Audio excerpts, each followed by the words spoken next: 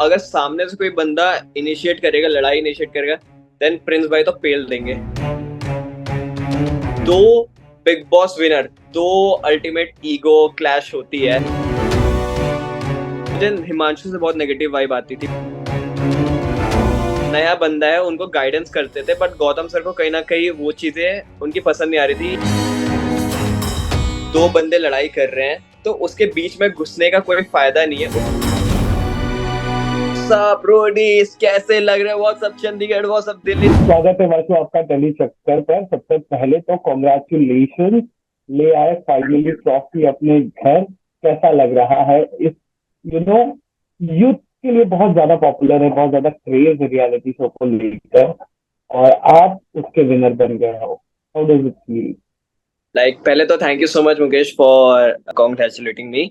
And हाँ। यार बहुत फिनोमिनल फीलिंग है, बहुत मजे आ रहे हैं, बहुत खुश हूं मैं, बहुत अमेजिंग फीलिंग है।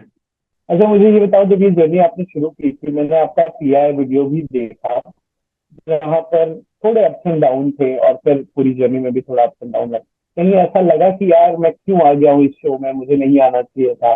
कभी ऐसा डिप्रेस या नेगेटिव ख्याल आया आपका? ऐसा नेगेटिव ख्याल तो कभी चाह के ना चाहते भी नहीं आया।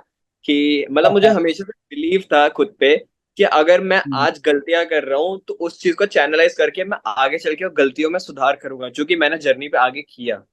अच्छा, बात कर ले अगर तीनों गैंग लीडर्स की, तो who was the most coolest and who was the most scary for you?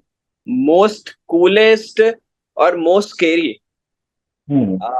अगर स्केरी बोला जाए तो गैंग लीडर्स की बात करूँ तो अगर मेरे लिए थोड़ा सा स्केरी बोलूंगा तो ऑफ कोर्स प्रिंस भाई। एंड मोस्ट कूलेस्ट भी मेरे लिए प्रिंस भाई थे। ये क्या बात थी, भाई दोनों से- कैसे हो सकते हैं? देखो, प्रिंस भाई कूल भी रहते थे और प्रिंस भाई का हाँ। खौफ भी रहता था। ओके। कभी आपको डांट पड़ी है, या कभी इंस्ट्रक्शन मिले, या फिर धमकी थ्रेटन मिला है कभी? ऑफ कोर्स प्रिंस भाई से डांट तो पड़ी है। जब टास्क में गलतियां होती है, जब आप प्रिंस भाई के जो समझा रहे जिस गाइडेंस पे हो वो गाइडेंस पे फॉलो नहीं कर रहे हो, तो ऑफ कोर्स डांट तो पड़नी थी। ओके। अच्छा, अगर मैं पूछूं, प्रिंस और गौतम की जो लड़ाई हुई थी, आपको पता था वो प्रिंस और हाँ। गौतम की वो फाइट है, उसमें बहुत सारी पर्सनल चीजें भी बाहर निकल गई थी।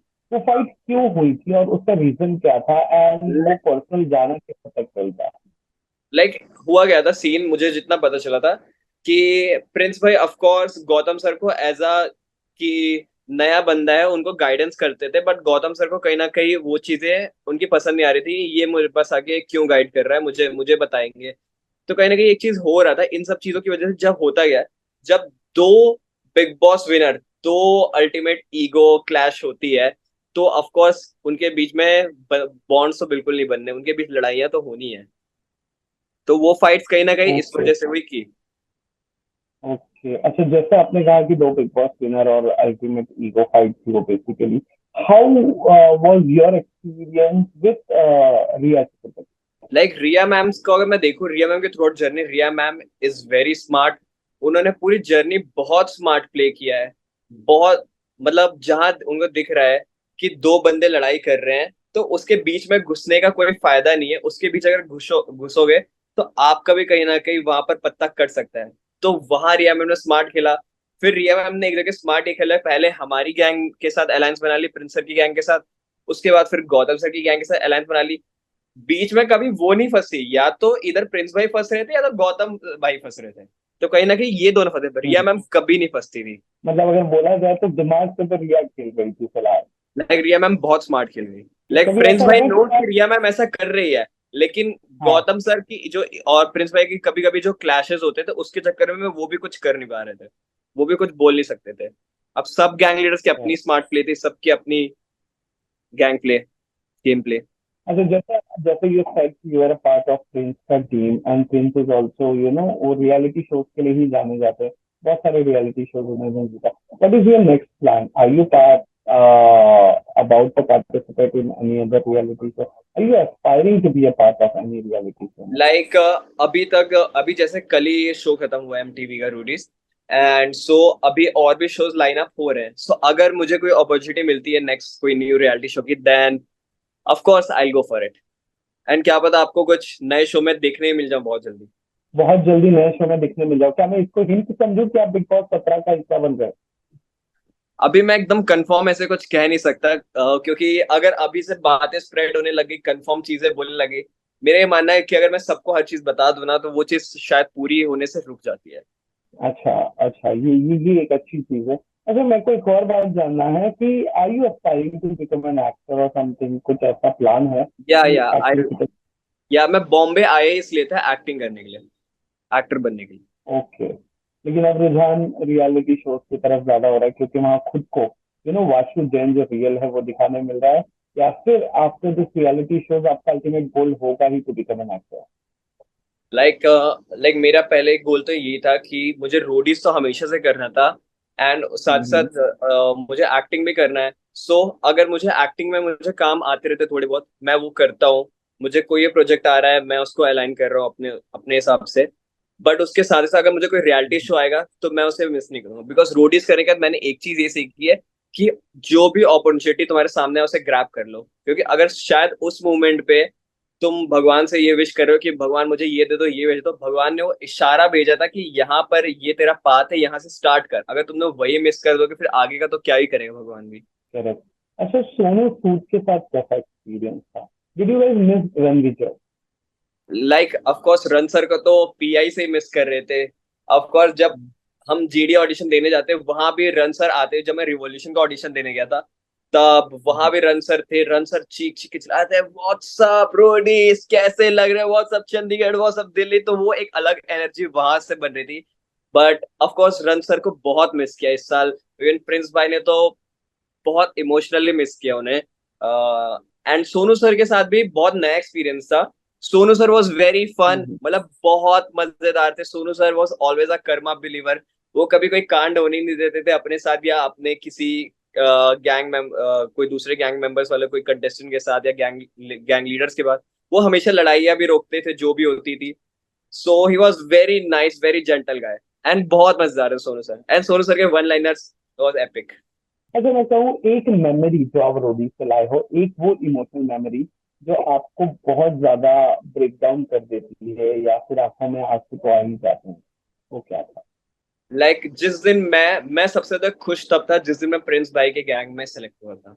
And okay. फाइनली जब कलिंग क्लियर हुआ, जब मुझे पता चला कलिंग भी सल हो रहा है और कलिंग में कुछ कुछ लाइक पिक्चर्स रख के लोगों को सिलेक्ट किया जा रहा है, जब उस मूवमेंट में प्रिंस भाई ने मुझे टॉप प्रायोरिटी पर रखा ना, वो बहुत खुशी थी। उस दिन मैं बहुत खुश था।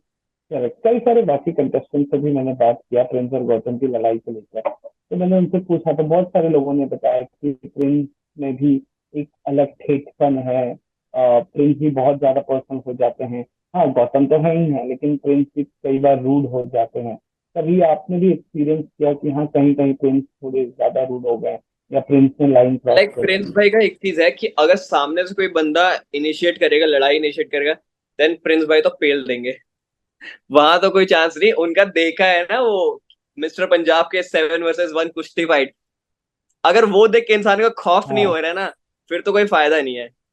अच्छा, एक आखिरी सवाल मेरे को पूछना है कि पूरे रोडीज में, पूरी जर्नी में, कौन एक वो कंटेस्टेंट था जो आपको लग रहा था कि यार ये मेरे लिए खतरा बन सकता है? और क्यों? कारण क्या था? खतरा इन द सेंस अगर मैं बोलूँ तो मुझे कभी ऐसा नहीं लगा है कि मैं इसको हरा नहीं सकता टास्क में, इससे बेस्ट नहीं कर सकता। लेकिन मेरे अंदर ये था कि यार चलो बंदा दिखने में तगड़ा हो सकता है दिखने में, पर ऐसा मेरे अंदर कभी नहीं था कि मैं इसको हरा नहीं सकता। मैं अपने अंदर खुद बिलीव रखता था कि मैं इसको भी हरा सकता हूँ, ये टास्क में ये भी कर सकता हूँ। चीजें गलतियां होती रहती है, वो कहीं ना कहीं अपनी गलती की वजह से हो रही थी, किसी और की वजह से ऐसा नहीं हो रहा था। तो मेरे अंदर कभी ये नहीं था। और अगर मुझे कभी देखा हो खतरा किसी से, मुझे कभी एक पर्टिकुलर बंदे से खतरा नहीं लगता था। होता तो या तो गैंग से होता था, क्योंकि गैंग पूरी अगेंस्ट होती थी। क्योंकि जो इस साल का रोडीज था वो it's more of a alliance. तो अगर अलायंस बन गई तो खतरा तो पूरी गैंग से है। एक पर्टिकुलर बंदा तो कुछ नहीं कर सकता था इस बार। कि कोई दोस्त वोस्त बना के आए हो कि नहीं? दोस्त क्या है, आपने तो भाई बनाया यार। कौन है वो भाई? अच्छा, एक इंसान तो वो और होगा ना कि जिसका मुंह आप कभी नहीं देखना चाहोगे? हाँ ऐसे है। कौन है वो? लाइक मुझे हिमांशु से बहुत नेगेटिव वाइब आती थी, पता नहीं क्यों, बट मुझसे मुझे उनसे नेगेटिव वाइब आती। तो सो लाइक अगर मुझे ऐसा नहीं कि मैं मिलना नहीं चाहूंगा कभी, बट इन जनरल मुझे वो उतना खास नहीं लगता, मेरी पर्सनल और, चॉइस में। और भाई किसे बनाया है आपने? भाई गेस कर लो आप, एक नहीं नाम नहीं, चलो आप ही आप। बता दो। चलो ठीक है, शिवित। अच्छा, ये बॉन्ड तो हमें वहां पे दिख सकता है। हाँ, ये बॉन्ड आपने वो जर्नी तो में ऑन देखा स्क्रीन। होगा, बहुत सारी चीजों कट हो गई, वरना और बॉन्ड्स दिखते हैं हमारे। Correct, correct. Okay, finally, it was great talking to you, Ashu. And once again, congratulations कि आप ट्रॉफी जीत गए हो। And coming back to next reality shows, कि as a जो एक फैन बेस आपने एक इम्प्रेशन तैयार किया है थ्रू रूडीज, बहुत सारे आपके फैंस हैं जो ये एक्सपेक्ट कर रहे हैं कि आप जल्दी किसी और रियलिटी शो जैसे बिग बॉस का भी हिस्सा बनो। Thank you so much. Thank you. Thanks.